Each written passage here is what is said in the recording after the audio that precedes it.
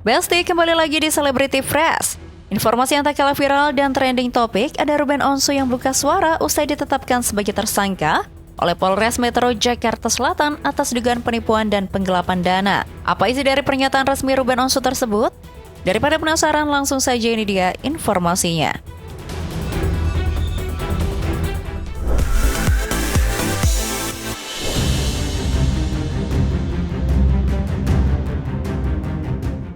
Besti, ujian hidup nampaknya masih terus mewarnai kehidupan presenter kondang Ruben Onsu. Di tengah proses gugatan hak asuhnya masih bergulir, Ruben kini harus menelan pil pahit setelah ditetapkan sebagai tersangka atas dugaan tindak pidana penipuan dan penggelapan dana oleh Polres Metro Jakarta Selatan.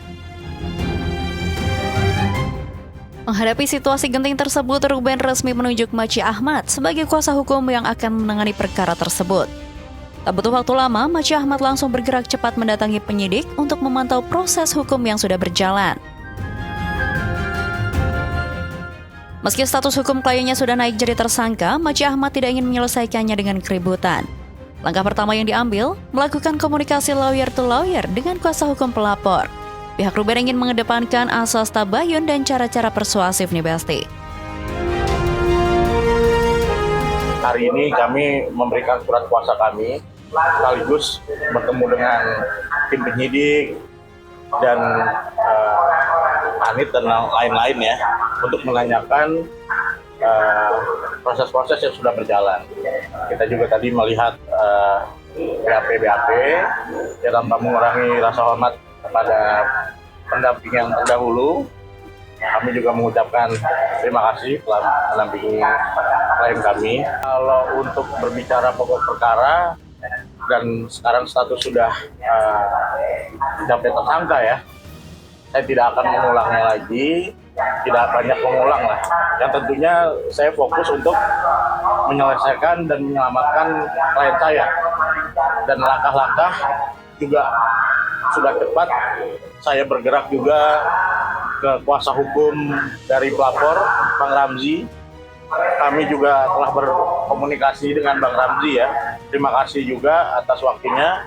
Dan kami sepakat bahwa dalam penanganan kasus Ruben Onsu ini, kami mengedepankan tabayun, mengedepankan cara-cara persuasif, dan dari kuasa hukum pelapor juga ingin juga menyelesaikan ini tanpa melanjutkan ke ranah persidangan. Kalau bisa melakukan mediasi, ada titik temu dan penyelesaian. Mundur ke belakang, kasus ini ternyata bermula dari sengketa bisnis di tahun 2025 silam. Laporan yang dilayangkan oleh seorang pria bernama Hiyatno menyasar bisnis yang dikelola Ruben. Masalah utama terletak pada pengembalian dana investasi senilai 3,5 miliar rupiah. Namun karena adanya perhitungan bunga dan denda selama 1 tahun terakhir, total dana yang harus dikembalikan Ruben ini membengkak hingga menyentuh angka 4,4 miliar rupiah. Lantas kenapa Ruben Onsu bisa terjebak dalam pusara hutang yang sangat besar ini? Maci Ahmad membeberkan fakta mengejutkan di Besti, bahwa saat proses penandatanganan kerjasama dulu, Ruben sama sekali tidak didampingi oleh tenaga ahli hukum yang memadai. Akibatnya, banyak poin dalam kontrak yang terlewatkan. Yang ini justru menjadi senjata makan tuan bagi ayah 3 anak tersebut. Meski dalam tekanan, Ruben Onsu menunjukkan itikat baiknya. Secara diam-diam, di tengah himpitan ekonomi dan ujian hidup, Ruben ternyata sudah mencicil kewajibannya sebesar 100 juta rupiah. Bahkan saat rekan-rekan artis berniat menggalang dana untuk membantunya, sang artis secara halus menolak. Ia tak ingin menyusahkan orang lain dan memilih bertanggung jawab sendiri atas kekhilafannya. Surat panggilan sudah diterima, tapi kami harus bergerak cepat untuk menyiapkan dokumen-dokumen yang diminta oleh tim penyidik Polres Jakarta Selatan. Intinya dia nggak mau menyusahkan orang, bahkan perjalanannya ya saya juga baru tahu udah tiba-tiba sudah sampai tahap tersangka. Kalau di LP itu 3,5, tapi dengan bunga dan lain 4,4 ya. 4,4. Kalau dari klien saya sudah sempat mengembalikan 100 juta ya. Mengembalikan 100 juta. Itu kapan Bang? Ya pokoknya sudah dari ya tahun inilah sudah ada pengembalian. Ya, cuman kan memang setelah terjadinya laporan ya, kita juga ya itu kembali lagi. Mas Ruben niatnya baik kok. Cuman memang dalam proses penandatanganan kerjasama kontrak itu tidak didampingi oleh orang hukum yang memadai dan dia tidak didampingi sih, intinya sama orang hukum gitu. Jadi ada beberapa yang miss gitu dari kontrak. Sementara itu, lewat unggahan terbarunya di media sosial, Ruben juga membuat pernyataan resmi.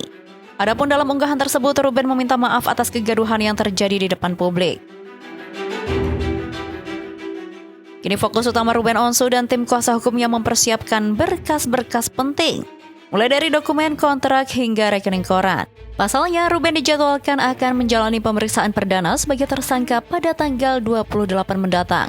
Maci berharap kehadiran Ruben yang kooperatif ditambah dengan komunikasi yang baik dengan pelapor dapat membuka pintu perdamaian sehingga status tersangka Ruben bisa segera dicabut tanpa harus masuk ke meja persidangan. Di akhir keterangan, Maci Ahmad mengingatkan publik untuk tetap mengedepankan asas praduga tak bersalah. Status tersangka bukanlah vonis akhir bahwa seseorang bersalah. Ruben Onsu saat ini hanya sedang berjuang menyelesaikan polemik masa lalunya di tengah badai ujian yang datang bertubi-tubi. Akankah perdamaian terwujud di tanggal 28 nanti? Upaya untuk penggantian, upaya untuk kita sedang upayakan ya, sedang upayakan, dan kita sudah komunikasi juga kepada pihak pelapor, lawyer to lawyer, pengacara ke pengacara, dan disambut juga sama Bang Ramzi ya, dan mereka juga fokusnya untuk tidak untuk memenjarakan, tapi proses hukum memang terus berjalan. Kita juga menghargai itu. Mas Ruben juga pastinya kooperatif nantinya apabila dipanggil nanti sebagai tersangka. Ya tentunya kan dari pihak pelapor itu ingin uangnya itu kembali, kan? Uangnya itu kembali beserta bunga ya, bunga. Ya dari klien kami tentu kemarin kan juga ada statement dari Bang Minola juga kan mengenai ya lagi banyak terkena cobaan dan ujian juga Mas Ruben, makanya kita doakan. Tapi saya lihat beliau ini orang yang baik dan sangat bertanggung jawab. Di tengah dirinya yang tersandung kasus penipuan dan penggelapan dana, di sisi lain Giorgio, kekasih mantan istrinya Sarwenda, juga jadi sorotan. Semua bermula ketika Nikita Mirzani membeberkan fakta bahwa kekasih Sarwenda itu memiliki hutang sebesar 200 juta rupiah. Tak berhenti sampai di situ, baru-baru ini Nikita juga mengungkap masa lalu Gio yang kelam jauh sebelum mengenal Sarwenda. Aku jadi nelpon, karena bertanya-tanya terus. Oke, gue jawab ya. Jadi Gio kenal sama gue, bukan gue kenal sama Gio ya. Gio itu berkenalan sama gue di tahun 2017 atau 2018. Dia masih culun banget ya. Badannya tuh nggak kayak sekarang atletis gitu. Atletis juga karena sesuatu gitu kan. Nah, dia kenal sama gue, dia follow gue. Dari dulu dia follow Instagram gue, tapi gue tidak pernah follow dia balik ya, karena dia tuh bukan seperti yang fans-fansnya pikirkan, Papio, Mamio, Sarwenda Bola Lambung itu. Bukan kayak gitu. Dia tuh B aja, Bor. Dia B aja. Nah, kenapa sih waktu itu kok tiba-tiba gue nolongin dia? Kalau nggak salah tuh dia ditahan di Polda Metro tuh tahun 2019 apa 2020, gue lupa gitu. Dia kan dia beli di Instagram online lah, ketahuan sama polisi situ kan, dicari dia, habis itu dia kabur lewat tangga darurat, ketemulah dia di satu daerah Bandung atau Jawa Barat lah pokoknya. Sebetulnya gue kasihan juga sih sama keluarganya gara-gara gue nagih utang secara online, karena busuknya Gio ini tuh banyak sekali, nanti takutnya malah keluar yang lain-lain gitu. Kasihan juga adiknya kan yang cowok juga pernah punya masalah tuh sampai ganti nama gitu kan. Kenapa sih gue tagih? Karena gue udah menagih secara baik-baik, DM dulu, WhatsApp, tapi nggak pernah ada respon. Apalagi semenjak dia viral sama si Sarwanda ini kan, makin menggilanya dia. Dipikirnya, oh CEO, pengusaha, orang kiung riuk. Nggak ada riuk-riuknya, nggak ada kiong-kiongnya gitu. And in this economy, I need 200 juta itu buat gue jajan. Fanbase-nya itu kan pada gilda ya, pada membabi buta dan nggak tahu bodoh atau bagaimana gue nggak ngerti. Karena Gio itu berhenti stop kasus Sintenya itu ditangkap cuma sampai Polda Metro Jaya. Dia ditahan kalau nggak salah 3 atau 4 hari gitu kan. Belum sampai masuk ke pengadilan. Jadi kalau ada yang ngecek di website pengadilan nama Sergio Gio, pacar Sarwenda yang bawa lambung, itu yang nggak akan ada. Cari nama keluarganya. Tidak sekaya itu dan memang tidak kaya. Jadi buat fans-fansnya tolong ya, nggak. Mendingan kalian kalau kalian cinta sama Pak Bio ya udah kalian bikin sumbangan deh, rebukan bagaimana ceritanya supaya tuh uang gue balik ya.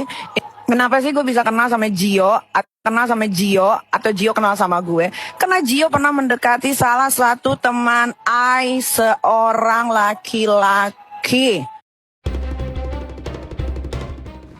Lantas, benarkah pernyataan yang diklaim di Kita Itu Fakta terjadi di masa lalu? Dan jika benar, kenapa Georgia seolah diam tanpa klarifikasi apapun seperti sebelum-sebelumnya?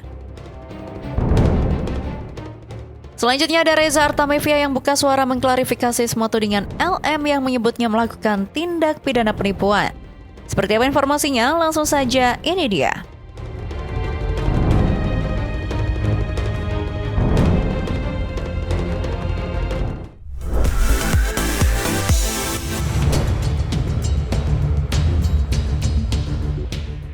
Besti diva legendaris Reza Artamevia akhirnya buka suara terkait dugaan penipuan yang menyudutkan dirinya. Menghadapi tudingan miring dari pihak berinisial LM, Ibunda Alia Mas Said itu memilih bersikap dingin. Karena Reza merasa persoalan yang seharusnya sudah selesai sengaja dibesar-besarkan oleh pihak lawan demi mencari popularitas mata. Persoalan kian memanas saat rekan Reza Artamevia, Farhad Abbas, menegaskan bahwa tuduhan adanya cek kosong adalah bohong besar. Reza mengklaim seluruh kewajiban telah dilunasi tepat waktu. Tak terima nama baiknya diinjak-injak, Reza pun mengambil langkah tegas dengan melaporkan LM beserta pengacaranya ke pihak berwajib atas dugaan pencemaran nama baik. Anjing menggonggong, kafilah berlalu ya. Sebenarnya saya nggak mau rame-rame, tapi karena ini pencemaran nama baik menurut saya, karena semuanya udah selesai, nggak ada urusan masalah apa-apa lagi. Tapi kenapa masih harus diributkan gitu aja. Tapi sudah, pokoknya anjing menggonggong, kafilah berlalu. Saya nggak mau memperpanjang. Yang jelas faktanya tidak ada penipuan, cek kosong itu tidak ada, udah dibayarin. Tapi mereka hanya ingin tampil aja, ya? Betul. Dan sudah dilaporkan LM dengan pengacara sekalian udah dilaporin. Karena saya berkali-kali menghubungi lewat temennya, karena saya nggak punya nomor teleponnya dia langsung. Lewat temennya, saya ngasih tau, oke, kalau mau duluan, mau bayar lebih dulu, nggak mau tunggu Selasa, ayo kita ketemu langsung tukeran cek dengan uangnya. Tapi nggak diindahkan, atau temennya saya atau si perantara ini nggak menyampaikan, saya nggak tahu juga. Niat anak itu memang jahat, saya nggak tahu. Jadi padahal dia disuruh tunggu sampai Selasa, katanya nggak mau, oke fine, kalau mau ayo ketemu tuker cek dengan, karena udah ada cek. Hanya sebenarnya sesimpel itu. Dan ketika Selasa akhirnya sudah dilunasin semuanya, dia tetap press conference. Saya juga bingung untuk apa maksudnya. Jadi ya udahlah, biar aja kalau orang dia udah naik 10 juta. Ya saya nggak mempermasalahkan. Terus rugi lagi. Kalau dia mau naik dengan cara seperti itu silakan aja. Tapi kalau saya hanya mau berkarya aja udah. Pembalasan kalimat-kalimat negatif. Selebihnya saya serah ke Bang Farhad. Laporin. Reza juga mengungkap fakta mengejutkan di Besti, di mana dirinya sudah berupaya mengajak bertemu untuk memastikan cek kosong yang diklaim sang lawan tersebut. Namun ajakan tersebut tak diindahkan oleh pihak LM. LM justru menggelar konferensi pers yang dinilai Reza sebagai tindakan yang kurang ajar. Ironisnya, LM disebut-sebut sempat mencibir dirinya di media sosial. Meski begitu, mertua Thareq Halilintar itu mengaku tetap kuat berkat dukungan dari anak-anaknya. Bahkan ia memilih fokus berkarya dan menyerahkan segalanya kepada sang pencipta serta kuasa hukumnya Farhad Abbas. Ya udah, biarin aja ya, nggak apa-apa. Yang penting yang saya cari kan ridho Allah, bukan ridho manusia ya. Saya bukan orang yang mau nyari ngetop ya, jadi hikmahnya apa ya? Hikmahnya diomongin orang aja terus ya. Nggak apa-apa. Insya Allah mudah-mudahan Ya saya ambil, ya saya kembalikan kepada Allah aja ya. Benar menggugurkan dosa saya insya Allah. Amin. Kini kasus hukum antara Reza Artamevia dan LM resmi bergulir. Pihak Reza memastikan tidak ada ampun bagi siapapun yang telah menghina dan merusak nama baiknya di depan publik. Akankah LM menyerah setelah Reza lapor balik? Oke Besti, jangan kemana-mana dulu, karena setelah ini masih ada informasi seru lainnya, so tetap di Celebrity Fresh.